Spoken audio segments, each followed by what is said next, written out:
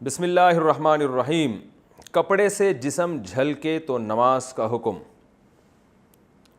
نماز پڑھنے کے لیے ایسا کپڑا پہننا فرض ہے جس سے اندر کا جسم نظر نہ آئے، جبکہ عموماً سفید کپڑوں میں اندر کا جسم جھلکتا ہوا نظر آتا ہے۔ کیا اس طرح نماز ہو جاتی ہے یا نہیں؟ نام نہیں لکھا انہوں نے۔ بھائی مرد کے لیے ناف سے لے کے گھٹنوں تک کا جو جسم کا حصہ ہے اس کو چھپانا فرض ہے۔ چھپانے کا مطلب ایسا کپڑا ہو جس سے یہ حصہ نظر نہ آ رہا ہو۔ اگر اتنے باریک کپڑے پہنے ہیں سفید یا کوئی بھی جس سے آپ کے یہ اسکن نظر آتی ہے تو پھر نماز نہیں ہوگی۔ اور خواتین کے لیے چہرے اور ہاتھ کے علاوہ باقی پوری باڈی کو نماز میں چھپانا ضروری ہے۔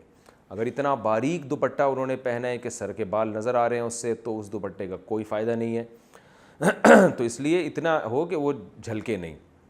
لیکن اس میں وہمی نہ بنے، کوئی بہت ہی غور سے اگر کوئی تیز لائٹ کر کے دیکھے تو وہ تو پھر جسم جھلکنے کا خطرہ ہوتا ہے۔ یہ نارمل کنڈیشن میں، نارمل حالت میں۔ اکاؤنٹنٹ کو سود کا حساب کرنا پڑ جائے تو جاب کا حکم۔ میں جس فیکٹری میں جاب کرتا ہوں وہاں کے مالک کبھی کبھار سود پر بھی پیسے لیتے ہیں اور مجھے اکاؤنٹنٹ کے طور پر اس کے واؤچر وغیرہ بنانے پڑتے ہیں یا بینک میں ڈپازٹ کروانے پڑتے ہیں۔ میں نے حدیث سنی تھی کہ لکھنے والا بھی اتنا ہی بڑا مجرم ہے، تو کیا یہ جاب میرے لیے جائز ہے یا ناجائز ہے؟ ثناء اللہ لاہور۔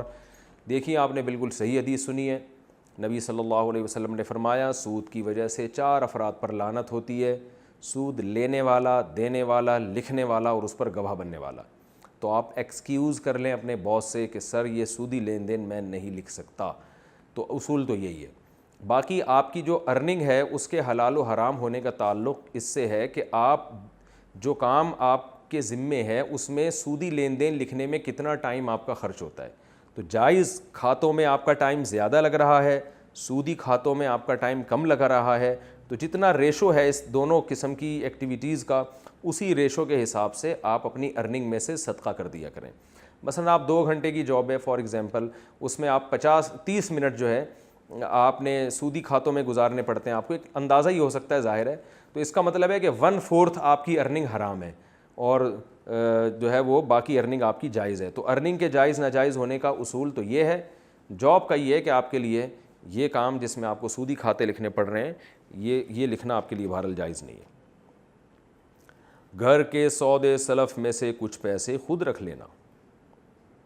میں اپنے چچا سے پیسے لے کر کریانہ اور سبزی کا سامان لاتا تھا، میں ان سے جھوٹ بول کر کچھ پیسے رکھ لیتا تھا۔ اب وہ پیسے میرے پیسوں میں شامل ہو گئے ہیں اور صحیح پتہ ہی نہیں ہے کہ ان کے پیسے کتنے اور میرے کتنے، تو اب میں کیا کروں؟ کیا میں آدھے پیسے رکھ سکتا ہوں اور آدھے کسی غریب کو دے سکتا ہوں؟ میں نے توبہ کر لی ہے، اب میں ایسا نہیں کروں گا۔ عابد صاحب انڈیا سے۔ بھائی اللہ آپ کی توبہ قبول فرمائے۔ نبی صلی اللہ علیہ وسلم نے فرمایا التائب من الذنب کمن لا ذنب لہ، گناہ سے توبہ کرنے والا ایسا ہے جیسے اس نے گناہ کیا ہی نہ ہو۔ تو آخرت کے لحاظ سے تو بخشش، آپ نے جب توبہ کر لی انشاءاللہ بخشش ہو گئی، لیکن توبہ کی تکمیل میں یہ ہے کہ صاحب حق کو اس کا حق پہنچایا جائے۔ آپ ایک اندازہ لگائیں کہ چچا کے کتنے پیسے آپ نے پیے ہیں، معذرت کے ساتھ یعنی کھائے ہیں غلطی سے، تو جتنے پیسے آپ نے کھائے ہیں تو آپ ہدیے کے نام پہ چچا کو لوٹا دیں۔ یہ نہیں کہ چچا میں نے یہ چوری کی تھی تو یہ لے لیں، تو وہ پھر مسئلہ خراب ہو جائے گا، اعتماد چچا کا ہمیشہ کے لیے ختم ہو جائے گا۔ آپ کچھ بھی کر کے کسی بھی طریقے سے، چچا کی پینٹ کہیں لٹکی ہوئی ہے تو چچی سے پوچھیں کہ آپ جو چچا کی پینٹ سے پیسے نکالتی ہیں وہ کس طرح نکالتی ہیں۔ معذرت کے ساتھ ایک تو میرا دماغ پتہ نہیں کیوں اس طرف چلا جاتا ہے، کیونکہ آج کل خواتین جب میاں پینٹ لٹکاتے ہیں نا تو ان کی پتلونوں سے پیسے نکال لیتی ہیں۔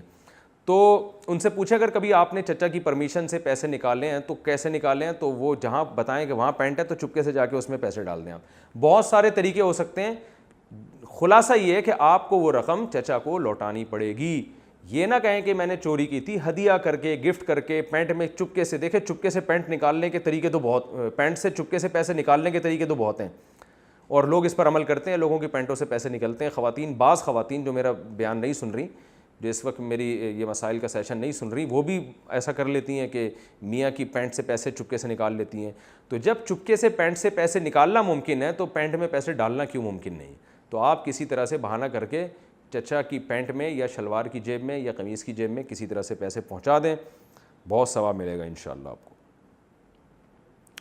نماز میں غیر نمازی کو قرآن سنا سکتے ہیں؟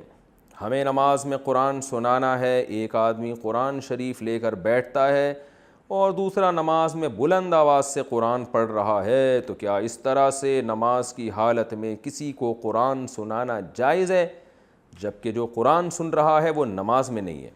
حافظ معاذ انڈیا سے، یہ جائز نہیں ہے۔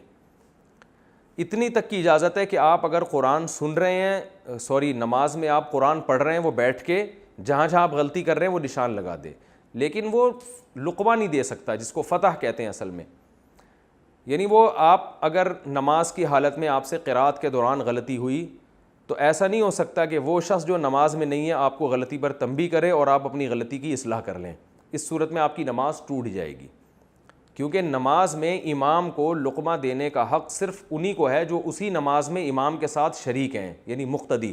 تبھی آپ نے تراویحوں میں دیکھا ہوگا جب بھی امام سے غلطی ہوتی ہے تو پیچھے مقتدیوں میں سے کوئی لقمہ دیتا ہے، ایسا نہیں کہ محلے میں کوئی بھی اٹھ کے آ کے امام کے کان میں سمجھایا کہ آپ نے یہ والی آیت غلط پڑھی ہے۔ تو اگر امام نے اس کی بیس پر سن کے آیت کو ٹھیک کیا تو وہ نماز فاسد ہو جائے گی اس سے، کیونکہ غیر شخص کے ساتھ نمازی کا کوئی ریلیشن نہیں ہوتا۔ تو اس لیے یا تو ایسا کریں کہ کوئی نماز میں تلاوت کر رہا ہو تو قرآن لے کے بیٹھ کے اس کی غلطیوں کا نشان لگا دیں، جب نماز ختم کرے بتا دیں بھائی یہ آیتیں آپ نے صحیح نہیں پڑھی، ان کو ریوائز کر لیں، یا یہ کہ اسی کے ساتھ نماز میں شریک ہو جائے۔ اس کے علاوہ کوئی آپشن آپ کے پاس نہیں ہے۔